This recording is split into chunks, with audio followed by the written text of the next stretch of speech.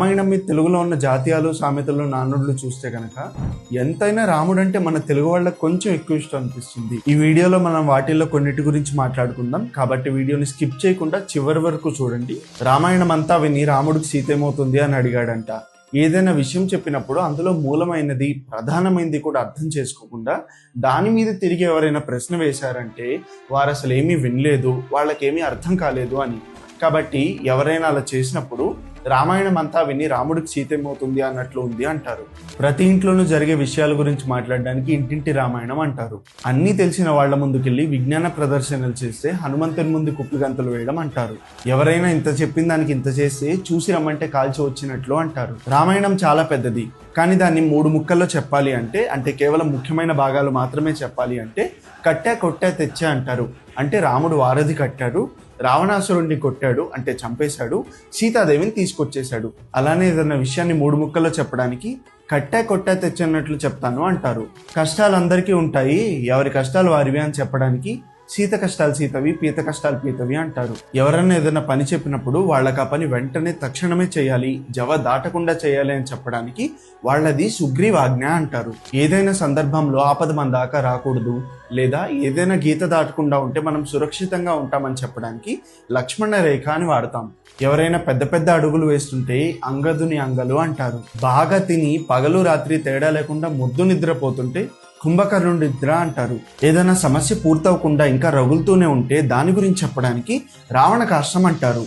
ఉడతా భక్తితో ఉడతా సాయంతో మనకు తోచినంత సహాయం చేసినప్పుడు, లేదా ఏదైనా వీలైనంతో లేదా కుదిరినంత పని చేసినప్పుడు ఇలా అంటాం. పెద్ద ఇల్లుంటే లంకంత ఇల్లు అంటారు. పిల్లలు అల్లరి చేస్తున్నప్పుడు లేదా ఇల్లంతా గోలగోల చేసి పెడితే ఇల్లంతా కిష్కిందకాండ చేశారు అంటారు. తిరుగులేనిది రామబాణం, ఆకలేస్తే అన్నమో రామచంద్ర అంటాం. ఇలాంటివే అయ్యో రామ, రామ రామ, రామచంద్ర ప్రభో అంటాం. ఎవరి పాలనలో అయినా సుఖంగా ఉన్నప్పుడు రామరాజ్యం అంటాము. అలాగే రాముడు మంచి బాలుడు. ఎవరన్నా అల్లరి చేస్తూ వారు మాత్రమే అల్లరి చేయకుండా చుట్టుపక్కల కూడా ఆగమాగం చేసి గోల చేసి చుట్టూ ఉన్న వాళ్ళని అలానే ప్రభావితం చేస్తే తా చెడ్డ కోతి వనమెల్లా చెరిచ అంటారు. ఇక్కడ చెడ్డ అంటే చెడిపోయినట్లు కాదు, ఇది సుందరకాండ నేపథ్యం నుంచి తీసుకున్నారు. ఆంజనేయ స్వామికి తోక అంటిస్తారు కదా, అలానే బంధిస్తారు కూడా. కాబట్టి చెడ్డ అంటే ఇక్కడ బంధించినట్లు లేదా ఇబ్బంది పెట్టినట్లు అనే అర్థం వస్తుంది.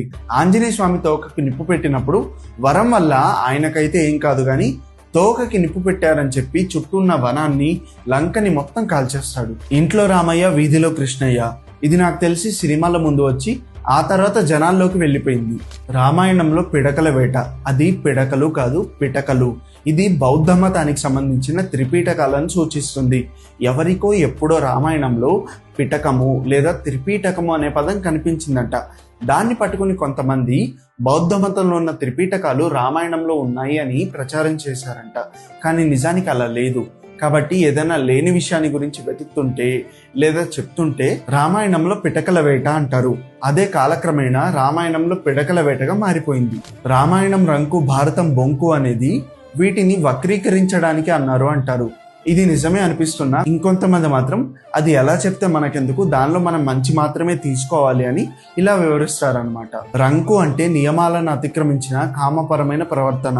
రావణాసురుడు అలాంటి దోషాలే చేశాడు కాబట్టి చివరికి రాముడి చేతిలో అంతమొందాడు అని చెప్తారు. బొంకు అంటే అబద్ధాలు ఆడడం, తప్పు చేయడం.